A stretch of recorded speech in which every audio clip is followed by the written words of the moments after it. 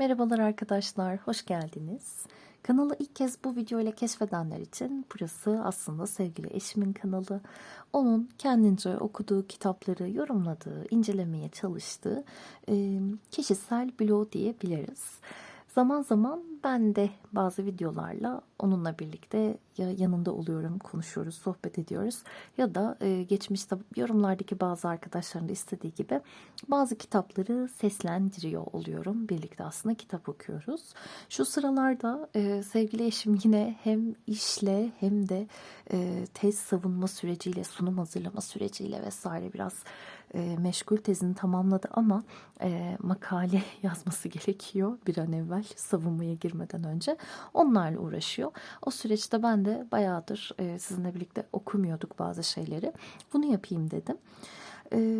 Okuyacağımız kitap aslında kanalda hep denk geldiğimizde, konuştuğumuzda söylediğim Refik Halit Kara'ya ait diyebilirim. Ben Refik Halit'i okumayı çok seviyorum. Çok muzip bir insan. Hep muhalif ve hep muzip. Müthiş. Kafa da açan bir insan. Komik yani, ben seviyorum. Ve bu kitap aslında çok uzun süre önce aldığım ama böyle beklettiğim bir kitaptı. Hem aslında okuma fırsatı bulmadım değil de böyle bazı şeyleri okumak için doğru zamanı beklersin. Bir iştah beklersin. Daha böyle tadını çıkartayım diye beklersin ya. Biraz da kıyamadım. Ondan da olabilir. Başka kitaplarını okudum. Bunu biraz sakladım diyebilirim. Neden? Cihangir Dalkavuğu Tarih. Ben tarih mezunuyum arkadaşlar. Kanaldakiler, kanaldaki düzenli takipçiler biliyor ama Boğaziçi tarih mezunuyum. Ve tarihi hicveden, tarihle uğraşan, tarihle kafa bulan insanları severim açıkçası. Bu kitabın tabii bir ayrıca bir özelliği var benim için. Kitabı hazırlayan Tuncay Birkan, çünkü Refik Halit'in memleket yazılarından hazırlanmış bir kitap. Bu arada Refik Halit'in kendisini böyle kitap haline getirdiği bir eser değil. Ve kitabın ön sözü 2016 yılının Kasım ayında kaybettiğimiz sevgili Yavuz Selim Karakışla hocamıza, rahmetliye ait. Ben kendisinden ders alan son kişilerdendim. Zaten hocamızı kaybettiğimiz sabah dersimiz vardı ve ben o dönem depresyondayım. Hiçbir derse gitmiyorum. Bütün derslerimi böyle efliyorum. Seneye alacağım. Sadece ve sadece Yavuz Selim Hoca'nın dersine gidiyordum. Ölüm haberini aldığımda yıkılmıştım. Yani o kadar üzülmüştüm ki anlatamam. Çok kıymetli bir insandı gerçekten ve bu kitabın ön sözü ona ait. Onun da ruhuna rahmet olsun, onu da almış olalım. Memleket Yazıları 14 İnkılap Yayın Evi'nden çıkma. Şurada biraz leke görebilirsiniz. Maalesef masaya geçmiş, işte ta geçmiş zamanda dökülen kahvenin birazcık kurbanı oldu. Kitabı dediğim gibi hazırlayan Tuncay Birkan, zaten burada bahsediliyor bundan. Memleket Yazıları serisini oluşturan, yazıların izini sürerek uzun ve yorucu bir yolculuk sonucu bu örnek projenin hayata geçirilmesini sağlayan Tuncay Birkan'a değerli ve titiz çalışmaları için Karay ailesi olarak gönülden teşekkür ederiz. Refik Halit Karay'ın ailesinin söylediği bir şey tabii ki. Burada Refik Halit'in biyografisini görüyorsunuz ki yani biliyorsunuzdur zaten, o yüzden uzun uzun burayı okuyup sizi sıkmak istemiyorum. Kendisi 1888'de doğup 1965'te ölmüş. Gerçekten çok çok güçlü bir kalem ve o hani söylediğim muhalif kaleminin keskinliği, temiz İstanbul Türkçesi, gerçekten okuması çok zevkli bir insan. Gerçekten çok zevkli bir insan. Fikirlerine katılalım, katılmayalım. Bazı insanları okumak size böyle keyif verir. Türkçesini seversin, dilini seversin ya, işte Refik Halit benim için o açıkçası. Renkli anlatımı, tasvir gücü ve yaratıcılığıyla Türk edebiyatının en güçlü isimlerinden biridir. Kesinlikle öyle. Dediğim gibi biyografisini hani bilmeyenler varsa kendileri okuyabilirler ya da belki yakınlaştırıp şöyle bakabilirsiniz. Şimdi tabii ki bir içindekiler yazısı bizi karşılıyor. Uzun uzun gidiyor süreç. Ne dersiniz, bu kitabı birlikte okuyup bitirelim mi? Ben çünkü sizinle okuyacağım, videoda okuyacağım. Ve sanki böyle hani, çünkü dediğim gibi memleket yazılarından oluştuğu için şey çok kolay. Öyle 2 sayfa, 2 sayfa çok güzel birlikte okuyabiliriz diye düşünüyorum açıkçası. Ama tabii ki ön sözden bir başlayalım. Yavuz Selim hocamızın da yazısını okuyalım. Sonrasında geçelim. Ben yorulana kadar videoda da bakarım nereye kadar hani geliyoruz, kaç dakika ya da saat oluyor. Oraya kadar devam ederiz. Siz de isterseniz devamı gelir. Memleket yazıları 1938-1965. Edebiyat tarihi kitaplarında ve üzerine yapılan çalışmaların çoğunda Refik Halit Kara ile ilgili değerlendirmeler genellikle yazarlık kariyerinin ilk dönemi diyebileceğimiz 1908-1922 arasına yoğunlaşır. İkinci sürgünlük döneminde 1922-1938 Halep'te çıkan 2 gazeteye yazdığı çok sayıda yazıya ulaşılabilmiş değildir. Bu yazıların sadece bir avuç saçma ve bir içim su kitaplarında toplanmış küçük bir kısmına ulaşılabildiği için bu dönem halen araştırmacıların ciddi ilgisine muhtaç durumdadır. Refik Halid'in yazarlık ve gazetecilik hayatının son ve en uzun dönemi, yani 1938 yılının Temmuz ayında yürürlüğe giren Af Kanunu sayesinde memlekete dönmesiyle başlayan dönem ise esasen romanları üzerinden değerlendirilir. Muharrirlik kimliğinin ayrılmaz bir parçasını oluşturan gazeteci ve fıkracı yanı büyük ölçüde ihmal edilmiştir. Halbuki Refik Halit geçimini sadece kalemiyle kazandığından 1965'te ölene kadar Tan, Akşam, Yeni İstanbul, Zafer gibi dönemin en çok ses getiren gazete ve dergilerinde sayısız yazısı yayımlanmıştır. 1940'ların ilk yıllarında kitaplarına girme şansı bulmuş bazı yazılar hariç bunların çok büyük bir kısmı okurlarla buluşamamıştır. Bu yüzden de Türkiye tarihinin bu belki de en hareketli döneminde memleketin geçirdiği siyasi, kültürel, kentsel dönüşümler konusunda Refik Halid'in neler düşündüğü, Osmanlı geçmişini nasıl değerlendirdiği ve hatırladığı, tek parti iktidarı sırasında ve demokrasinin tesis edilmeye çalışıldığı yıllarda memleket gündemine nasıl baktığı belirsiz kalmıştı. Halen tam da bu konular üzerine bir kitap çalışmasını sürdüren Tuncay Birkan'ın editörlüğünde hazırladığımız Memleket Yazıları 1938-1965 dizisinde işte bu boşluğu doldurmaya amaçlıyoruz. 18 kitap olarak planlanan bu dizide Refik Halit Karay'ın bu dönemdeki yazılarından İstanbul, edebiyat, hatıra, tarih, dil, yemek, doğa, mizah, iç ve dış siyaset, sanat gibi temalar etrafında yapılacak kapsamlı seçkiler ve ikisi gezi kitabı olmak üzere 3 tefrikası yayımlanacak. Yayın tamamlandığında memleket hikayelerinin unutulmaz yazarının artık memleket yazıları ile de anılmaya başlayacağını umuyoruz. Değil mi? Daha çok çünkü hikayeleri aslında biliniyor ve okunuyor. Bu dizide yayımlanacak bütün kitaplarda Refik Halid'in kendi imlası büyük ölçüde korunacak. Sadece günümüz okurlarının takip zorluğu çekmemeleri için özel isimlere gelen ekler kesme işaretiyle ayrılacak. Refik Halid öyle yazmadığı halde uzun zamandır bitişik yazılan bazı kelimeler birleştirilecek. Hiçbir, birkaç, birdenbire basma kalıp gibi ve Osmanlıcadan miras alınan vurguları parantez içine alarak yapma uygulamasının yerine italik veya tırnak içinde yazma seçeneği kullanılacaktır. Örneğin Akşam Gazetesi yerine Akşam Gazetesi, Hakkı Sükut hikayesi yerine Hakkı Sükut hikayesi yapalım ve ön söz. Tarihçi gözüyle Refik Halit Karay, rahmetli Yavuz Selim Karakışla.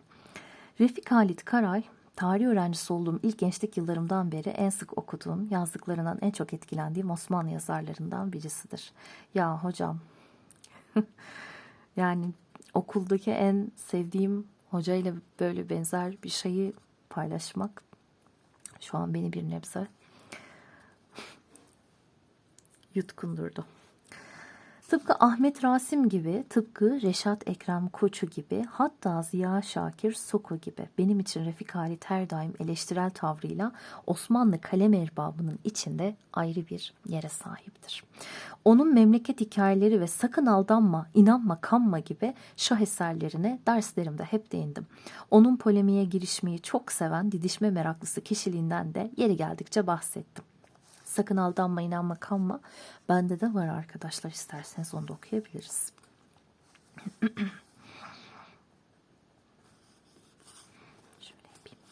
Her zaman müzmin muhalif olarak andığım Refik Halid'in eserlerine ve ifadelerine kendi derslerimde veya konuşmalarımda yer vermeye büyük bir özen gösterdim. Bazı derslerimde onun İstanbul'un bir yüzü gibi eserlerinden uzunca pasajlar okudum. Maalesef bize nasip olmadı. Çünkü dediğim gibi hocamızı çok erken kaybettik. Dönemi bitiremeden kaybettik. Osmanlı İmparatorluğu'nun son çeyrek asırlık döneminde yaşadığı toplumsal ve ekonomik çalkantılara ilişkin olarak öğrenci ve dinleyicilerime aktarmak istediğim fikirlerimi onun çarpıcı dili ve keskin kaleminden çıkmış veciz alıntılarla süsledim. Hatta bazen bugün bile kendi sözlerimle söylemeye cesaret edemediğim bazı şeyleri ondan yaptığım alıntılara sığdırıp Refik Halid'in muhalif kimliğine ve onun çarpıcı kalemine söylettirmeye dikkat ettim. Ahmet Rasim, Reşat Ekrem Koçu, Ziya Şakir gibi sevdiğim diğer Osmanlı yazarlarından Refik Halid'i ayıran onun tarihçi veya sosyal bilimci değil, gününü yazan bir düşün adamı, siyasetçi ve edebiyatçı olduğunu düşünmemde. Ta ki İnkılap Kitabevi'nin onun Memleket Yazıları serisinin 14. kitabı olan Cihangir Dal Kavuğu, tarihi bir araya getiren bu kitabın giriş yazısını yazma görevi bana verilinceye kadar. Bu kitabı elime alıncaya kadar benim için Refik Halit kendi yaşadığı günleri kendi eleştirel gözüyle okurlarına aktaran bir muhalif siyasetçi, içinde bulunduğu dünyayı kıyasıya eleştiren bir edebiyatçıydı. Tam anlamıyla müzmin muhalif bir düşünürdü. Onun kitapları ve yazılarından oluşan geniş külliyatın toplumsal ve ekonomik tarih anlayışına sahip bir tarihçinin elinde ne kadar önemli bir kaynak haline dönüşebileceğinin tabii ki bilincindeydim. Ama onun gençliğinde hiç yapmadığı bir şey yaşlılık yıllarında yapıp Cumhuriyet döneminde yayımlanmış çeşitli gazete yazılarında tarih yazmaya girişmiş olduğunu ben de hiç bilmiyordum. Refik Halit gibi keskin zekalı, kıvrak ifadeli, sivri dilli, kaleminden kan damlayan bir muhalifin adeta kodum mu tutturan eleştirel yazılarına aşina olan okurların onun tarihsel konuları işlediği bu yazıları okurken bazı yaklaşımlarını garipseyecekleri aşikardır. Oysa bir tarihçi olarak hemen hatırlatmak isterim ki yazarların kaleminden çıkan yazılar kaçınılmaz olarak yazıldıkları dönemin özelliklerini yansıtırlar ve bu ilkeye göre ele alınıp değerlendirilmeleri gerekir. Refik Halit yazılarında tarih konularına yer vermeye başladığında artık hapishanelerden ve sürgünlerden yorgun düşmüş bir siyasi muhalif olduğu gibi zaten yaşlanmış bir yazardır. Kendi muhalif kimliğiyle söylemek istediklerini okurlarına geçmişten örnekler sunarak tarihe söyletmeyi tercih etmek durumunda kalmıştır. Refik Halit 2. Dünya Savaşı'nın başlarında Alman orduları Avrupa'nın her tarafını istila etmişken 1 Kasım 1940 günü Tan gazetesinde yayımlanan Tarihe İsyan başlıklı bir yazısında bir yandan çağının egemen tarih anlayışını kıyasıya eleştirirken bir yandan da kendi tarih görüşünü kaçınılmaz olarak gözler önüne sermektedir. Tarih seni artık Cihangir Dal Kavuğu ve zulüm çığırtkanı olmaktan kurtarmalıdır. Asırlardan beri yaptığı nedir? En parlak tabirler, en mürai edebiyat oyunları ve en meşhum ahlaksızlık dersleriyle diye birleşik yazmış. İstilacıları pohpohlamak, insanlarda istila hırsını kabartmak, yeni yetişenlere zulüm ve haksızlık yolunu şan ve şeref geçidi diye göstermek değil mi? Sen kurbanlara mersiye okuyacağın yerde kılıcından masum milletlerin kanları sızanlara kaside söyledin. İnsafsız akınlarla kurulan tahtların önünde ve yağmalar, kıtlıklar, yangınlar bahasına toplanan taşların karşısında diz çöktün. Defne dalı uzattın, zafer bestesi çaldın. Sayfalarını karıştırdıkça nefretim artıyor. Zira görüyorum ki zalime çıkışacağına mazluma beteliyorsun. İstila harplerini çekiştireceğine bilakis övüyor, cihangirleri göke çıkarıyor, hışmına uğrayanları yerin dibine geçiriyorsun. Fatihlerin dehasını sena eden sensin. Müşevvik ve mücrimsin. Hakkını, yurdunu korumak için ciğerlerini parçalayan zavallı mağluba dudak bükmek, hak yemek için zafer peşinde dünyayı kana boyayanlara secde etmek, işte hilkatın, marifetin bu. Burayı Refik Halit'ten doğrudan buradan yani bu kitaptan alıntı yapmış hoca. Refik Halit çağının egemen tarih anlayışını bu sözlerle özetledikten sonra güçsüzlerin güçlünün elinde ezilmesinin hikayesini bir başarı öyküsü olarak sunan tarih anlayışını eleştirir. Tarihin zalimlerin başarı öyküsü haline dönüşmesini sağlayan bu durumdan kurtarılması gerektiğini düşünür. Çünkü tarihi kazananlar yazıyor değil mi arkadaşlar? Kazananlar yazıyor. Bu bir gerçek. Onun içindir ki ey tarih senin başlıca vazifen cihangirliğin çıkmaz bir yol olduğunu yeni nesillere göstermektir. Şan ve şeref ancak aziz yurtların istilacı kuvvetlere karşı müdafaya çalışanların hakkıdır. Senin hükmün bu olmalıdır. Mazlumun yenilmesinden zalime şeref hissesi çıkartmak değil. Artık düştüğün ahlak tereddüsünden kurtarıp seni faziletli, meziyetli, namuslu ve faydalı bir unsur haline sokmak lazım. Senin hatalı mücrim görüşün ıslah edilmedikçe dünyanın gidişi düzelmeyecek. Tarih nedir ve tarih ne olmalıdır sorularına cevap arayan Refik Halit'ten yaptığımız bu uzunca 2 alıntıdan sonra kitapta yer alan çeşitli tarih yazılarından yola çıkarak bu sorulara cevaplar bulmaya çalışalım. Bugün pek çoğunun modası geçmiş olmakla birlikte Refik Halit Kara imzalı tarih yazılarında da kesinlikle gözlemlenen, hem döneminin egemen tarih anlayışını yansıtan hem de bazen eleştirilmiş olmakla birlikte onun yazılarına da yansıyan bazı klasik tarih klişelerini ön plana çıkararak kitap boyunca yer alan yazıları biraz irdelemeye girişelim. Tarih mazlumların değil, galiplerin hikayesini anlatır. Tarihi yazdıranlar galipler olduğu için tarih boyunca zafer kazananların kendilerini tarih yazan olarak göstermiş oldukları fikri kesinlikle doğrudur. Nazım Hikmet'in yenenler yenilenlerin dikişsiz ak libaslarında sildiler kılıçlarının kanını dizeleriyle betimlemiş olduğu üzere tarih boyunca yenenler yenilenlerin her şeyini ellerinden almışlardır. Canını, malını, kadınına, özgürlüğünü, hatta tarihini bile. Refik Halit tarih sayfalarının şahadeti adını verdiği bir yazısında tarih sayfaları karşımda böyle şahadet etmektedir.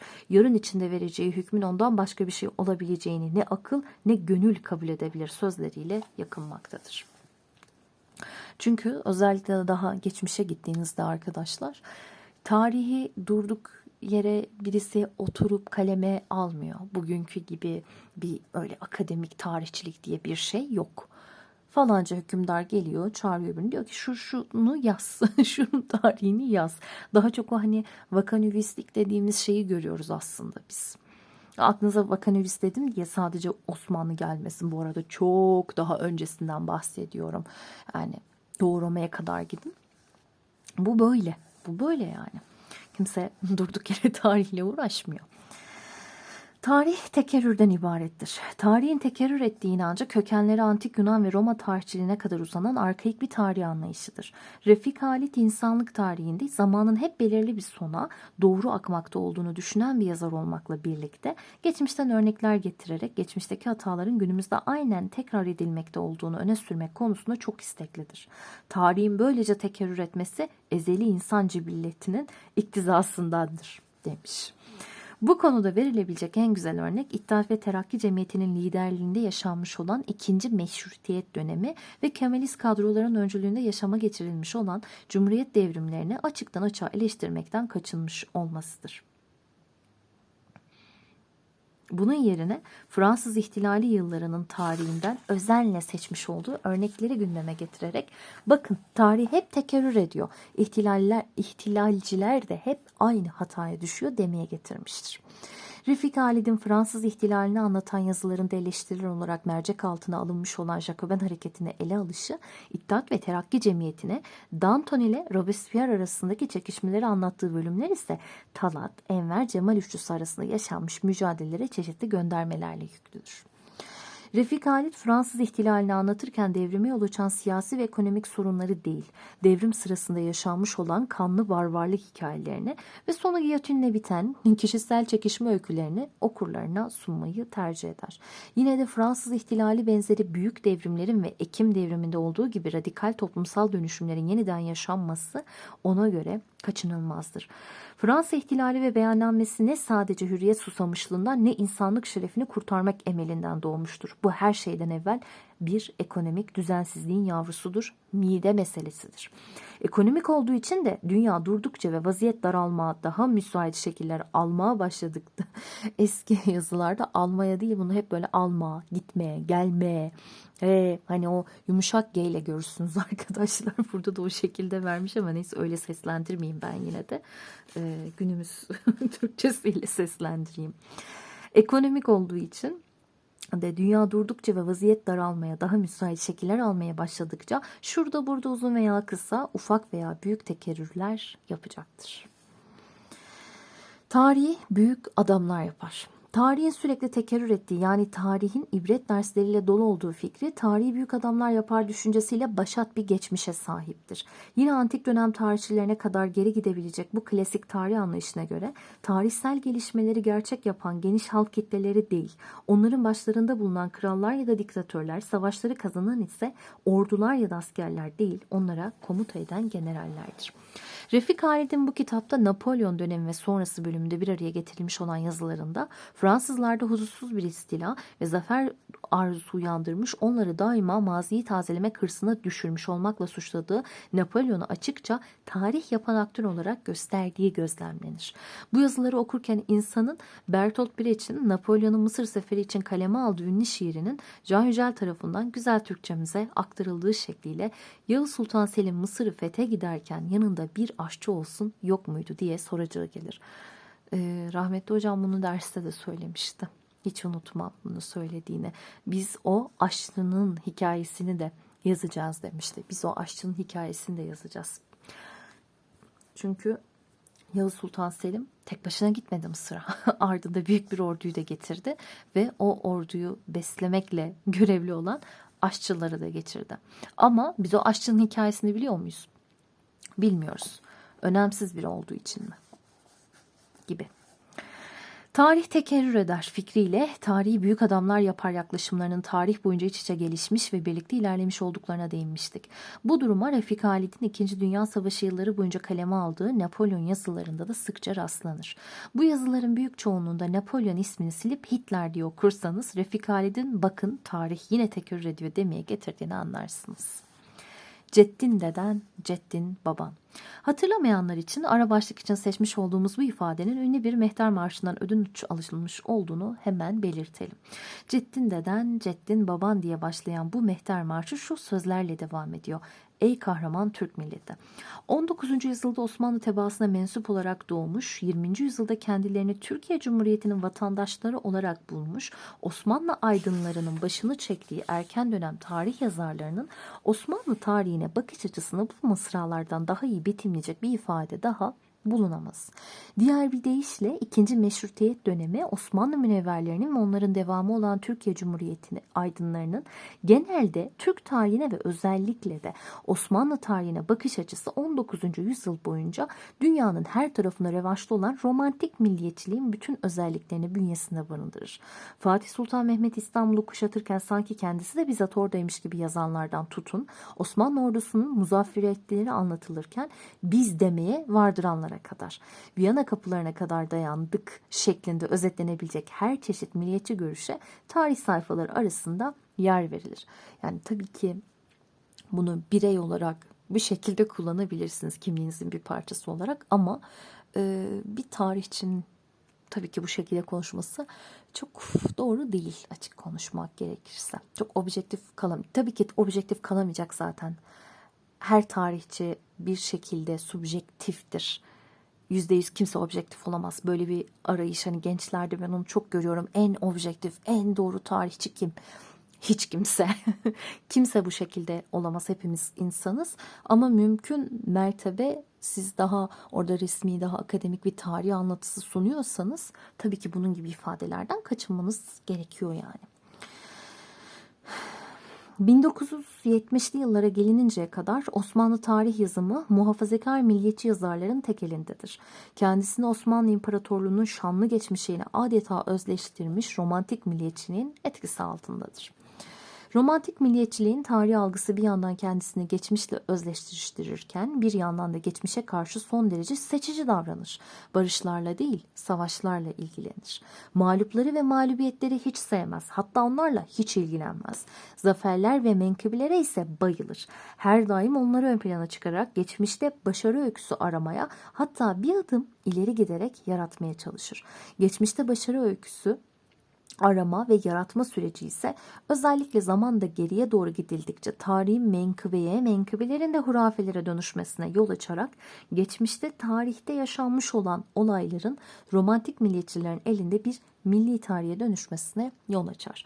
Bu açıdan bakıldığında Refik Halid'in Osmanlı İmparatorluğu'nun ilk yüzyılları hakkında kaleme aldığı tarih çalışmalarında onun da dönemin tarih çalışmaları etrafında biz ve onlar şeklinde ötekileştirici ifadeler bulan romantik milliyetçiliğin izlerini taşıdığı rahatlıkça söylenebilir.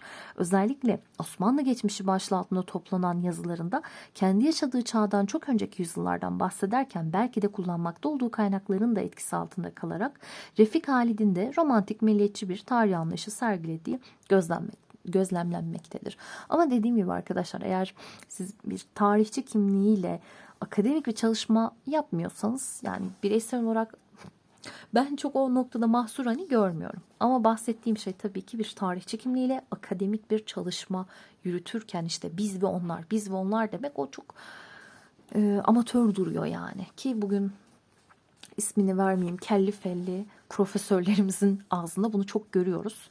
Yani o çok doğru bir şey değil. Ama dediğim gibi ben buradan kendi halimde bir şeyleri anlatırken, çünkü burada akademik bir çalışma yapmıyorum. Ben de biz derim. Ben de biz derim. Ben de sahiplenirim yani. Bunda bence yanlış bir şey yok. Ama bence. Fakat tabii ki akademik bir çalışmanı asla böyle bir dil kullanmam yani. Biz dedelerimizin ve ninelerimizin hamama rağbetlerinden dolayı övünmeliyiz. Zira asırlarca evvel Avrupalılar murdarlık içinde pala çalarlarken bilhassa şehirli ecdadımız yıkanma meraklısı pek temiz insanlardı. Kitapları karıştırınca görürüz ki bizim hamamdan çıkmadığımız devirlerde ötekilerin yanına kokudan yanışılamazdı. Şimdi filmlerde seyrettiğimiz atlas dantel kadife elbiseli süslü kişizadeler ve krallar bit içinde yüzerlerdi. Daha yeni Prens dizisinin bu bölümlerini izledik eşimle. İşte yayınlanan son bölümler, Prens, işte elçi ve köle. Osmanlı Sarayı'nda Fatih dönemi. Bunları bir güzel yıkıyorlar, bir yıkıyorlar, bir yıkıyorlar. Kölenin tipi değişiyor yıkanmaktan. O geldi aklıma, yani sen koskoca hünkârın karşısına öyle mi çıkacaksın? Tabii ki de aklayıp paklayacaklar, kırklayacaklar seni.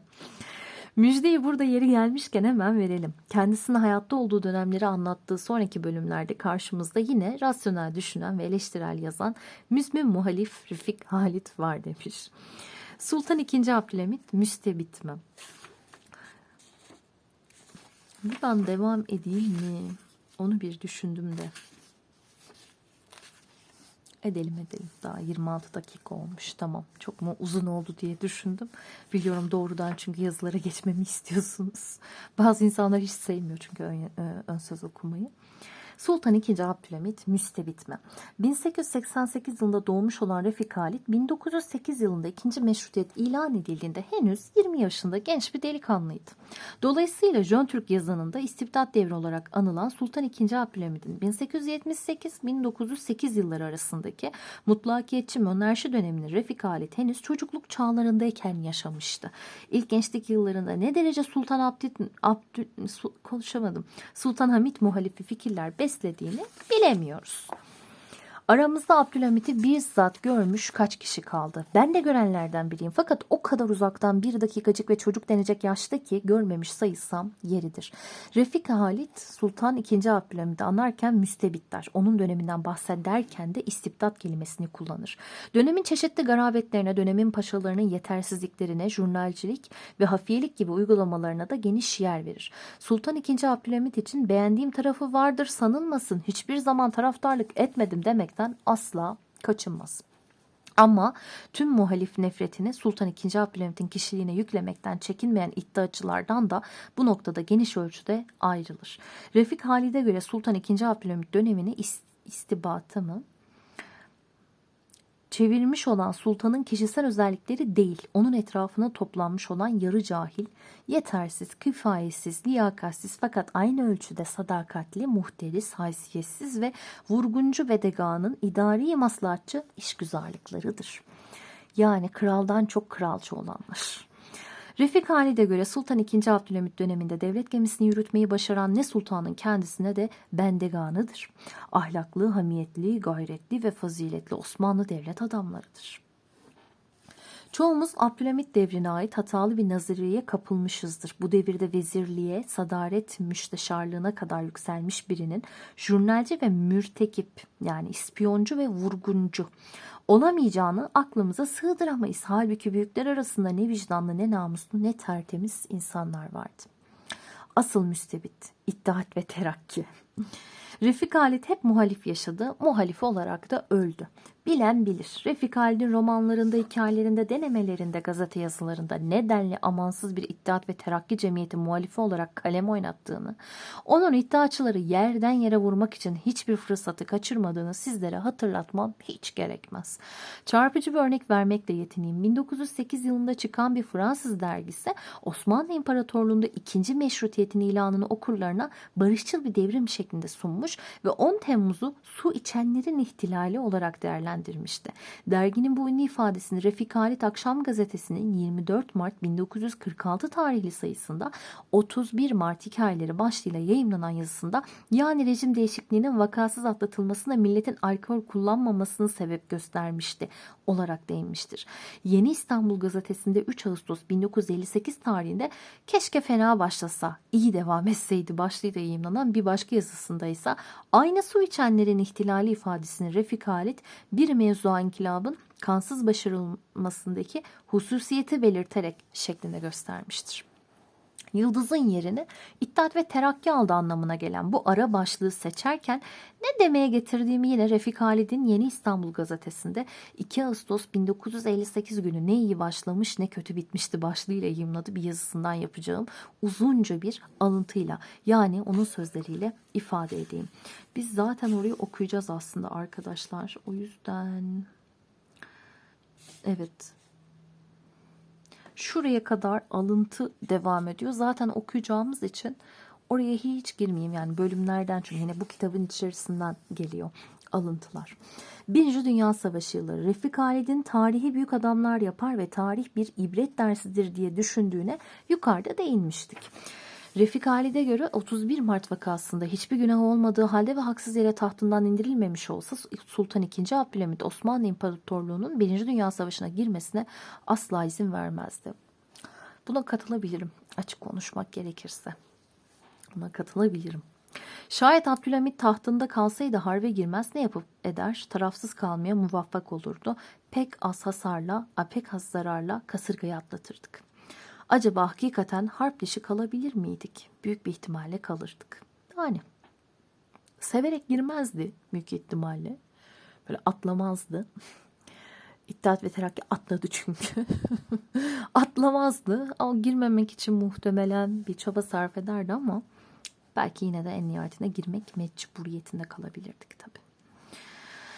Oysa Sultan II. Abdülhamid'i tahtından devirmeyi başaran iddiaçı kadrolar Osmanlı İmparatorluğu'nu da savaşa sürüklemişlerdi. Bizim vaziyetimize gelince harp dışı kalamayarak yakamızı uğursuz çarkın dişlerine kaptırmıştık. Harpler ve salgınlar yüzünden bir imparatorluk kaybetmiş, 3 milyon adam harcamıştık. Bu itibarla 1. Cihan Harbi tarihimizin kaydetmediği bir felaket olmuştu. Savaş iyi bir şey değil. Hiçbir zaman özenilecek bir şey değil. İddiacılar birbiri ardına açılan savaşlarda alınan yenilgileri Beylerbeyi Sarayı'ndan izlemek durumunda kalan Devrik Sultan'da acılar içinde ölüme göndermişlerdi. Behbatlığına bakınız ki tabutun içinde bulunduğu için cenazesinin ardından İstanbul halkının gür gözyaşları döktüğünü, böyle bir mazhariyete eriştiğini arandığını görmek, duymak ve zevkine kanmak saadeti, yani kendi yerine geçenlere karşı beliren hoşnutsuzluğu bilfiil anlayıp ferahlamak tesellisi de ona nasip olamadı. Bir başka cihetten de talihsizdi. Memleket 1. Dünya Harbi'nin açtığı korkunç uçuruma yuvarlanmış, hurda haş olmuş vaziyetteydi. O manzarayı görmüş, ümitsiz ölmüştü. Sosyal ve ekonomik tarih kaynağı olarak Refik Halit. Osmanlı tarihini ekonomik ve toplumsal açıdan incelemek isteyen, Osmanlı İmparatorluğu'nun savaşlar ve barışlarla dolu siyasi tarihini değil de Osmanlı toplumunun sosyoekonomik tarihini merak eden tarih araştırmacıları açısından bakıldığında Refik Halit Karay'ın ardında bırakmış olduğu muazzam külliyatta yer alan detaylı bilgiler muhteşem ve eşsiz bir kaynak olma özelliği taşır. Bunu ben bu Sakın Aldanma Kanma kitabında da okudum. Orada da okudum. Yani bayağı böyle detay detay şu para, bu para, şu kadar akçe diye anlatıyor. Hatta ben böyle not düşmüştüm. Bizim milletimizin maalesef ki derdi dünden bugüne hiç değişmemiş. Biz hep ekonomik sıkıntı yaşayan, hep enflasyon ardında ezilen, hep böyle 2 sene önceki fiyatlara bakıp mutsuz olan bir milletmişiz ve bu 100-150 yıl önce de böyleymiş. Çok üzücü ya. Gerçekten çok üzücü. Yani çok üzülmüştüm onu okuduğumda da.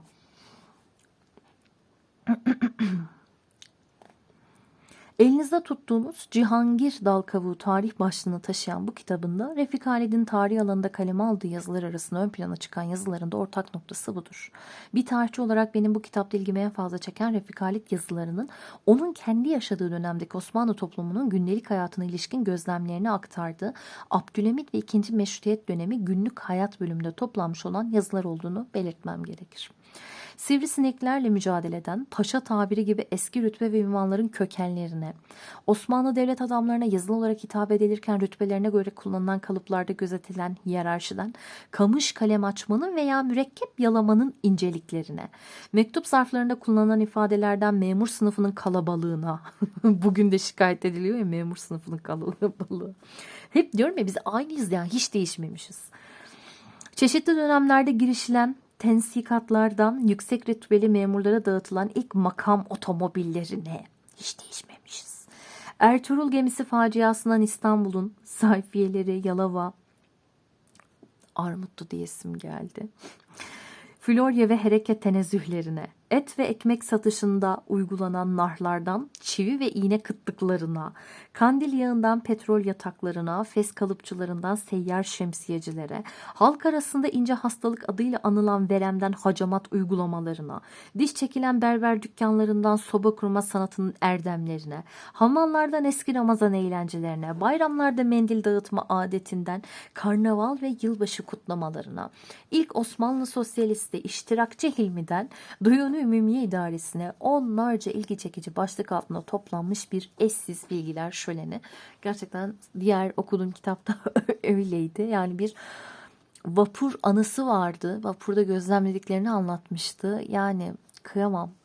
Oradaki kabalığı kabalık zannediyor. Bugün görse otobüslerin, dolmuşların, metroların haline şok geçirir. Yani yüreğine inerdi büyük ihtimalle.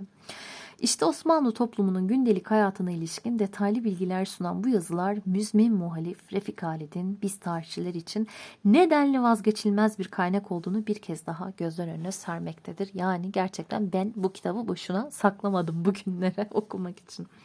Levent, İstanbul, Mayıs 2016 demiş sevgili hocam. Zaten birkaç ay sonra da maalesef kalp krizinden vefat etmişti. Tarih fikri, belgesizlik, tarihe isyan. Bunu okumuştuk en başta buradaki pasaja. Tarih seni artık Cihangir Dalkavuğu ve zulüm çığırtkanı olmaktan kurtarmalıdır. Asırlardan beri yaptığın nedir? En parlak tabirler, en mürai edebiyat oyunları ve en meşhum ahlaksızlık dersleriyle istilacıları pohpohlamak, insanlarda istila hırsını kabartmak, yeni yetişenlere zulüm ve haksızlık yolunu şan ve şeref geçidi diye göstermek değil mi?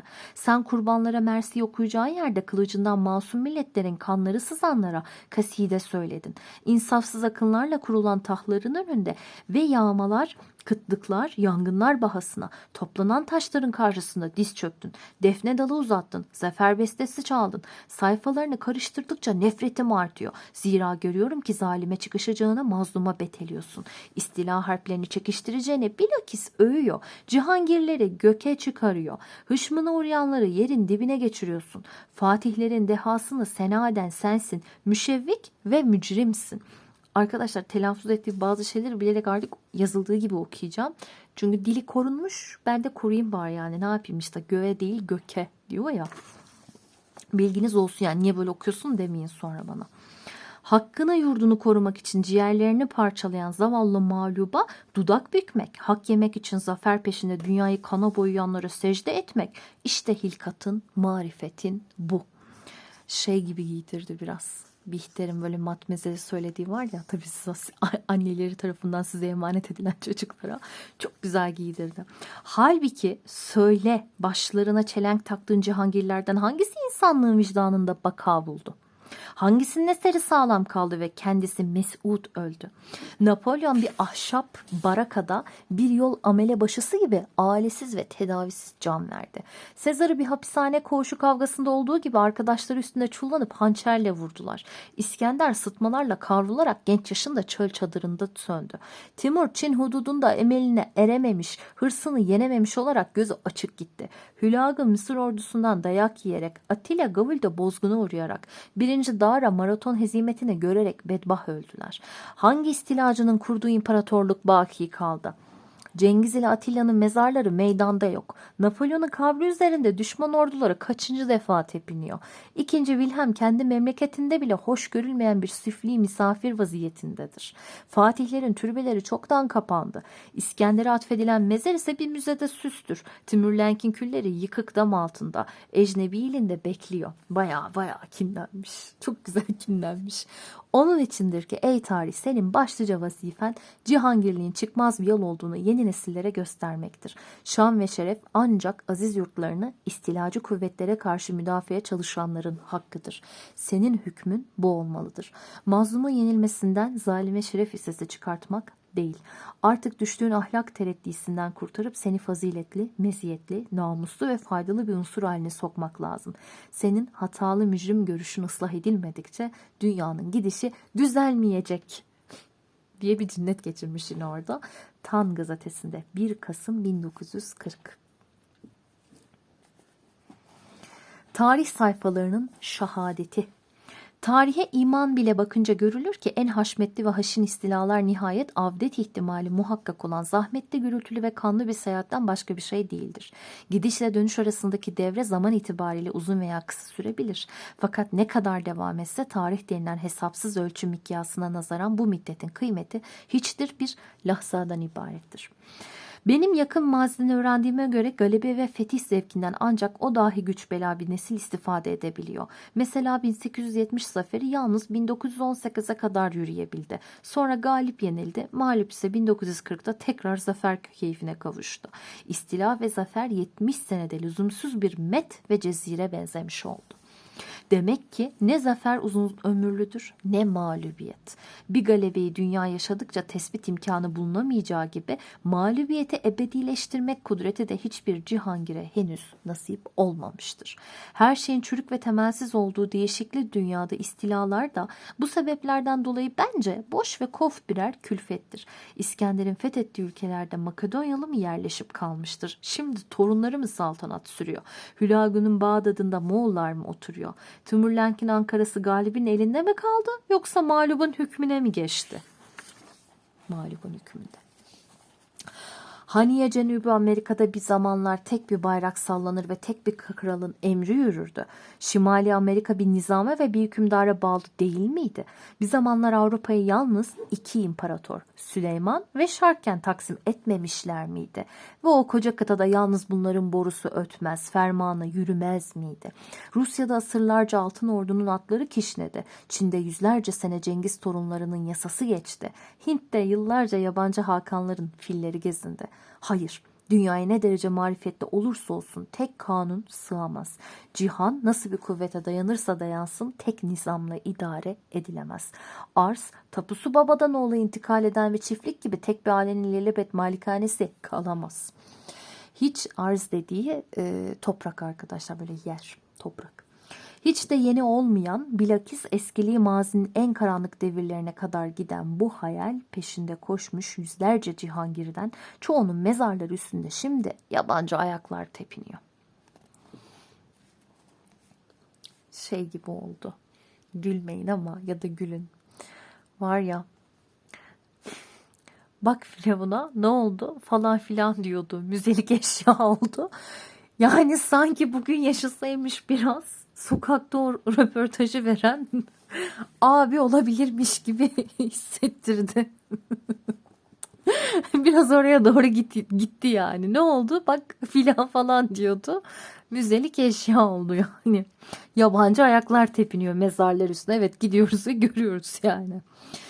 Tarih sayfaları karşımda böyle şehadet etmektedir. Yarın içinde vereceği hükmün ondan başka bir şey olabileceğini ne akıl ne gönül kabul edebilir. Cihangirlik herkes için tehlikeli ve Cihangir'in kendisi için olmasa bile milleti için muhakkak surette hüsranlı, kaba sığmaz bir büyüklük ihtirasından ibarettir. Tan Gazetesi 28 Nisan 1941.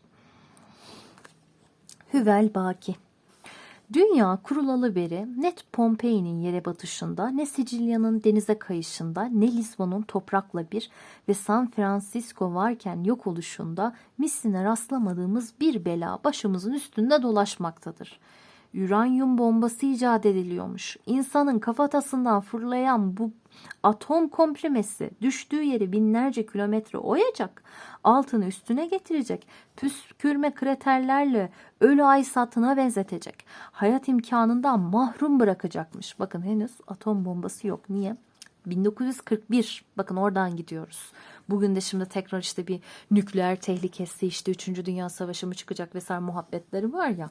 Kıyamam. Adam daha duyuyor. Sadece duyuyor atom bombası diye bir şey olabilirmiş. Şey çok güzel. Uranyum bombası. Uranyum bombası.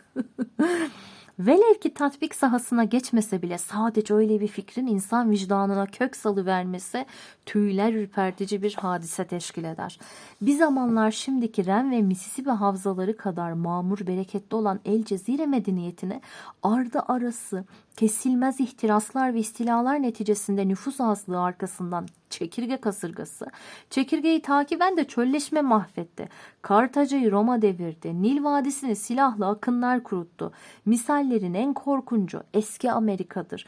Mısır'ınki kadar mühim olduğunu bugün arta kalan yıkıntılarından anladığımız bir medeniyet o kadar göçtü, hiçe indi ki beşeriyet onu asırlardan sonra bir vahşiler ülkesi olarak yeniden keşfetti, yeni dünya sandı. Değil mi? Ne kadar kötü. Keşfettik, Amerika'yı keşfettiler. Ne adamlar yaşıyordu zaten orada. Yoktan keşfetmedin ki. Sen var olan bir şeyi gittin ve gezdin. Sonra da göç ettin. Ve dedin ki Amerika kıtasının keşfi. Kime göre? Niye göre? Niye? Çünkü kazananlar yazdı ama. Değil mi? Kazananlar yazdı. Aztekler, Mayalılar yazmadığı için kazananlar yazdı. Halbuki o devirlerde tahrip vasıtaları müdafaa kudreti karşısında çok acizdi. Babil'in granit kalelerine okla deşmek icap ediyordu. Fakat okları fırlatan yine şimdiki müebbet ihtirastı. Uranyum bombası kullanılmaya başlandıktan sonra Londra'yı, Ninive, Berlin'i, Memphis, New York'u, Efes olmaktan nasıl kurtaracağız? Medeniyet görülüyor ki tırnaklarıyla göğsünü delip kendi ciğerini yiyen korkunç ve iğrenç efsane tipinden başka bir şey değildir. Bütün tarihi göz önünden geçirdiğim şu sırada bana toprağa gömülmüş medeniyetler heybetli kocaman taşları sağa sola eğilmiş bir Karacaahmet kabristanı gibi görünüyor. Aralarında öbürleri gibi yarın yosunlanıp yaşlanacak bir taze mezar da var ve hepsinin üstünde şu yazı: Hüvel Baki.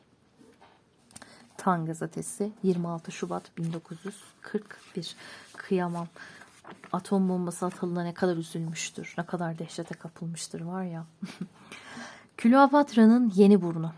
Pascal demişti ki, eğer Kleopatra'nın burnu biraz daha kısa olsaydı arzın bütün çehresi değişirdi.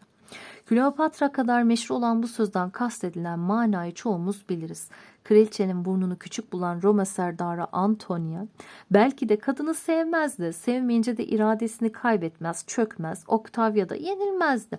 Hatta Octavia yer vermez. Roma'da bir imparatorluk kurulmazdı. Bu suretle de dünya işleri büsbütün başka bir çığıra girerdi. Fakat o sözde ikinci bir mana daha vardır. Aşk, bir burnun azıcık daha küçük veya büyük olması gibi hiçten sebeplere dayanır. Öyle olmakla beraber tesirleri bakımından hayatları ve tarihleri alt üst eder. Bir hiçten dehşetli hadiseler doğurur. Milattan önceki dünya hakkında pek doğru olan bu söze bir de son asırlar tarihi için aynı kıymette yeni bir söz eklemek lazım gelirse şunu söyleyebiliriz. Eğer İngiliz adalarının burnu Avrupa kıtasına biraz bitişik olsaydı arzın bütün çehresi değişirdi. Uzun boylu ispata lüzum göstermeyen bir hakikat. Pek eski zamanlara gidecek değiliz. Mesela kara ile bitişik bir Anglo-Sakson ülkesine İspanyollar deniz yolu ile ve büyük armada filosu ile değil, doğrudan doğruya Hollanda'dan ordularla geçmek isteyebilirler. Şüphesiz ki bu işi pek mükemmel başarabilirlerdi. O takdirde de modern İngiltere'nin temelini atan Kraliçe Koca Elizabeth dünyanın en sönük ve bahtsız bir hükümdarı sayılır. İngiltere ise deniz şevketine eremediği için Danimarka'dan farksız kalırdı. Sonra Napolyon için Britanya bölgesini yutmak bir bardak su içmek kadar kolay olmaz mıydı? Böyle olunca da Fransa'nın ve bütün Avrupa'nın talihi büsbütün değişmez miydi?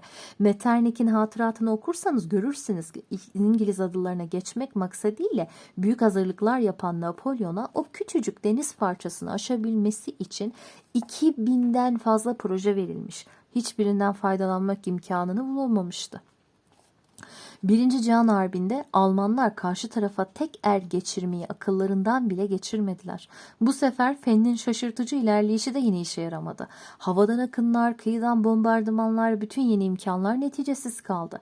Kalması da şimdi gördüğümüz vasiyeti doğurdu. Yani dünyanın yüzü Kleopatra'nın burnu sebebiyle değil, Britanya adalarından bir burnun Avrupa kıtasına bitişmemiş olmasından dolayı mihver nizamının dilediği şekilde yine değişemedi. Tan Gazetesi 4 Aralık 1943. Dünü bilmeyen bizler. Birinci Cihan Harbi'nde gündelik hayatımız olduğu gibi alışverişleriyle, pahalılık dereceleriyle, yeni zenginlerin israf ve münasebetsizliklerini gösteren fıkralarıyla aydınlatan, önümüze seren hatırat cinsinden bir eserin yokluğunu duymaktayız. O devri yaşayanlar ve sonrakiler hep birbirimize soruyoruz. Hatırlıyor musunuz? Odunun çekisi kaçaydı? Paltoluk kumaş bulunur muydu ve bulunuyorsa metresi kaça alınırdı? Kadın yine böyle lükse düşmüş, memur ahlakı bozulmuş, vurgunculuk meydanı boş bulmuş muydu? Yazık ki elde bütün bunları not etmiş bir esere rastlamıyoruz. Bazı yazılarımızda harp zamanına ait tenkitler, hicivler, hücumlar varsa da daha ziyade politik mahiyette. Ferdin çektiği çileyi belirteceği yerde şahısları hırpalıyor. Şüphe yok, biz henüz yakın zamanlarda yaşadığımız mühim devirleri canlandıracak etütler, romanlar yazmak şöyle dursun, not ve ruzname tutmayı bile ihmal etmişizdir. Ruzname günlük arkadaşlar. Günlük. Garplıların hayatı o gibi notların ve hatıra defterlerinin bolluğu sayesinde en gizli ve loş köşelerine kadar meydanda ve aydınlıktır. Ya biz şeceremizi bile tutamıyoruz ki. yani yani neyse. Garplılar biliyorsunuz bu vaftiz olmaları sayesinde işte kiliselerde defterler tutulduğu için ya adamlar 500 sene öncesine kadar soylarını takip edebiliyor. Biz nerede kaldık? 2. Abdülhamit'e kadar falan gidiyordu yani en son benim alt üst soy bilgim E-Devlet'te. Mesela Serge'in Paris Muhasarası. Prusyalılar bu şehri çevirdikleri günden başlayarak oradaki hayat tarzını ve dikkate değer olayları ne güzel anlatır. İçinde yeşil salata fiyatlarından tutunuz, salçalı fare yahnilerine kadar bütün tafsilatı bulursunuz. Muhasarayı korkunç ve gülünç her türlü hadiseleriyle yaşarsınız.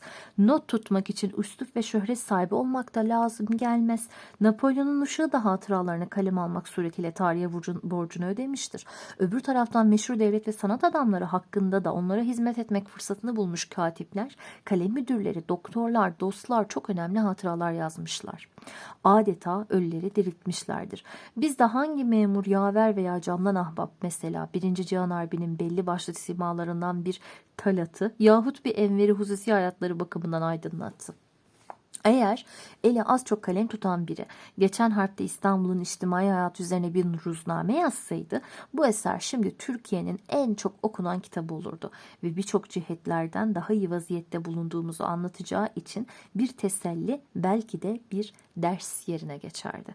Cihet yön demek arkadaşlar. Yön farklı böyle yönlerden açılardı. Akşam Gazetesi 8 Mart 1944. 53 dakika olmuş. Tamam zaten bölüm değişecek. Tamam burayı da okuyalım. Bugün burada kapatalım. Türk müsteşrikler. Al-Azhar Üniversitesi'ni gezen muhabirimiz bu müessesedeki Türk talebeye ayrılmış dairenin vakıf zenginliği yüzünden bütün dairelerden büyük olup 90 kişi alabileceğini, fakat içinde çoğu ecnebi tabiyetinde ancak 40 öğrenci bulunduğunu yazıyor. Muhabirin doğrudan doğruya Türk vatandaşı 5-10 gençle karşılaşmaması hoşuma gitmedi. Garp dünyasına gözlerimizi dört açtığımız bir sırada şark alemine büsbütün yüz çevirmiş bir vaziyette kalmamız lazım gelmez. Zira tarihimizin bir devrinde irfan ehlilerimizden büyük kısmı eserlerini kaleme Arapça aldıkları gibi nice vesikalarımız, kitabelerimiz de gene o lisandan yazılmıştır. Ayrıca şark memleketleri kütüphanelerinde, abidelerinde, evrak mahzenlerinde Türklüğü alakalandıran Arapça yazılı sayısız kitaplara, kitabelere, vesikalara rastlanır. Biz şimdi hatta eskiden beri o haldeyiz ki bu kıymetli eserleri müsteşriklerin lisanından dilimize nakledebiliyoruz. Mükemmel Arapça, Farsça, Çince ve çeşitli lehçeleriyle Türkçe bilen bir Avrupalı, bir Amerikalı yetişsin de neden aynı vasıflarda Türk müsteşriki bulunmasın? Osmanlıca yazmak için Arapçanın, Farsçanın lüzumlu olduğu yakın zamanlarda bile o lisanları özünden bilenler pek azdı. Hele arayıp inceleme merakı son devirde pek körleşmişti. Şimdi şark lisanlarına vukuflu şahsiyetlere daha ziyade muhtacız. Şu sebepten muhtacız. Lisanımızı, tarihimizi, bütün kültür verimlerimizi esaslı surette tetkik yoluna girmiş bulunuyoruz. Vesikalar üzerinde çalışıyoruz. Meşruiyetten sonra bile alim saydığımız bir marif nazırı elde tek nüshası kalmış koca Lügatit Türk'e 5-10 mangır vermeyi lüzumsuz görmüştü. Şimdi ise Kutatkı Bilik'in Viyana, Mısır, Fergana nüshalarını yerlerinde fotoğrafları alınmak suretiyle bastık, yayımladık. Büyük bir masrafa katlandık. Yani şuurla iş görüyor, fedakarlıktan kaçınmıyoruz. Kaçınmadığımıza, işi ciddiye aldığımıza göre eskiden imparatorluğumuzun bir kısmını teşkil eden ve din bakımından tesiri şüphe götürmeyen bu alem ile yakınından alakalı mütehassıslar yetişmesi, kültür araştırmaları için lüzumlu olduğu kadar yarın gelişecek diplomasi münasebetleri dolayısıyla da memleketin lehinedir. Akşam Gazetesi 11 Aralık 1945. Yaşlı eseri. Churchill'in son kitabı İngiltere'nin doğuşu Amerika'da satış rekorunu kırmış. Bu zat iki Cihan Harbi'ne ait hatıralarında yazdı. Clemenceau da ömrünün sonuna doğru felsefe ile alakalı yüksek değerli bir eser vücuda getirmekten geri kalmamıştı. Hele başvekil Heriot bir an işten ayrılmamakla beraber daima kitap yazmıştır. Tarih, musiki, sanat üzerine kitaplar. Hala yarı kötürüm halde neşriyatına devam ediyor. Üçü de 80'ini bulmuş ve aşmış insanlardır. Osmanlı ricalinden Küçük Said Paşa da onlar gibi bir adamdı. Kamil Paşa bile iyi kötü bir tarih bırakmadan göçmedi. Yine eskilerden Memduh, Tahsin, Münir Paşalar da böyle yaptılar. Yaşlılıklarında bir şeyler yazdılar. Zamanlarını hiçe harcamadılar. Peki sonrakiler? Meşrutiyet ricali arasında bunu yapabilen çıkmadı. Esasen çoğu ilim ve irfan babında teçhizatsızdı. Yırtıcı kuşlardan oldukları için ömürleri de kısa sürdü. Cumhuriyet devrinin tek eseri nutuktur. Çekilen rical etraflıca hatırat yazmaktan bile kaçınıyor. Devir o bakımdan pek verimsizdir. Bunlar cesaretsiz midirler yoksa aciz mi? Yeni İstanbul 31 Mayıs 1956. Buradan dediği gibi Fransız ihtilali kısmına geçiyor arkadaşlar. Bayağı da şeydi zaten, uzun tutuyor böyle Fransız ihtilalini bayağı anlatıyor. Karşılaştırma falan yapacak. Ay bu çok zevkli olur. Bunu evet ayrıca bir şey yaparız gerçekten. O şekilde devam ederiz. Tabii ki sizle devam etmemi isterseniz. Ben okurken keyif aldım valla. Kendi diliyle de okuyunca böyle muzip bir şekilde ben çok zevk alıyorum. Umarım siz de almışsınızdır. Dediğim gibi bu şekilde. Kitabın künyesini zaten açıklama kısmına yazmış olurum mutlaka. Dediğim gibi kitaba devam etmemi isterseniz yorumlarda yazabilirsiniz. Ben de o şekilde devam edebilirim. Eşimin kanalını birazcık gasp edip ona birazcık nefes verdirmeye. Kanala abone olmayı, videoyu beğenmeyi, yorum yapmayı, belki ilgisini çekebileceğini düşündüğünüz arkadaşlarınızla paylaşmayı da unutmayın. Ayrıca kanalın katıl Butonu da aktif. Hani üye olabilirsiniz. Tek bir seviye var zaten katkı sağlamak isteyenler için. Ama oraya da eşim yine fırsat buldukça üyelere özel videolar yüklüyor.